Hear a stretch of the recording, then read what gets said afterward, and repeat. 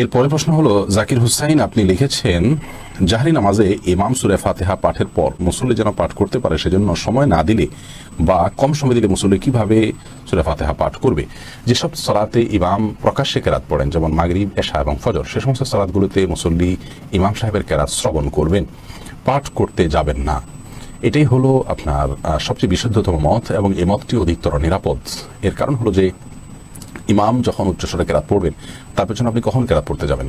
অনেকে বলেন যে সূরা ফাতিহা যখন ইমাম পড়বেন একটা আয়াত পড়ার পরে তিনি দ্বিতীয় আয়াতের মাঝে যখন থামবেন এই ফাঁকে পড়ে ফেলবেন। তো এতটুকু বিরতিতে কোন ইমাম সাহেব দেন না যে ওই আয়াতটি আবার পুনরায় পড়া যায়। যখন কোরআন পাঠ করা তখন তো আমাদেরকে শুনতে হবে।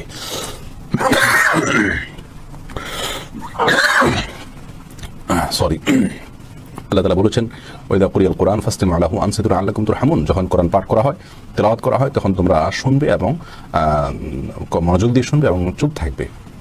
তাহলে আল্লাহ চুপও থাকতে বলছেন, আবার শুনতে বলেছেন। তাহলে উচ্চস্বরে যখন ইমাম সাহেব কেরাত পড়ছেন আপনি শুনতে পাচ্ছেন, তাহলে আপনাকে শুনতে হবে মনোযোগ দিয়ে, এবং আবার আপনি কিছু পড়তেও পারবেন না। যখন থামবে পরবর্তী আয়াতের মাঝে, এখানে তো এত অল্প সময়ের জন্য থামেন যে এর মধ্যেও আয়াতটি পড়ে শেষ করা যায় না।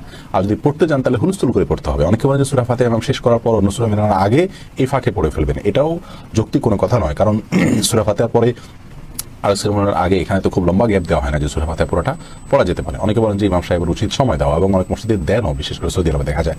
সেটাও গ্রহণযোগ্য নয়। খোদ সৌদি আরবের অনেক উলামা ইকরাম, বিশেষ করে আল্লামা তুয়াইজিরি আল ফিকুল ইসলামী বা মুখতাসার ফিকুল ইসলামী এরকম একটা কিতাব তিনি লিখেছেন। সেখানে তিনি লিখেছেন যে ইমাম সাহেব সূরা ফাতিহার পর মুক্তাদিরকে সূরা পাঠের জন্য সুযোগ দিয়ে নিজে নীরব থাকবেন, চুপ থাকবেন, এরকম কোনো বর্ণনা, কোনো নির্দেশনা বা কোনো আমল রাসূল আকরাম সাল্লাল্লাহু আলাইহি ওয়াসাল্লামের কোনো হাদিস থেকে পাওয়া যায় না। যার কারণে ইমাম সাহেব যখন উচ্চস্বরে কেরাত পাঠ করবেন তখন আমরা কেরাত শ্রবণ করব, সেটা ইনশাআল্লাহ যথেষ্ট।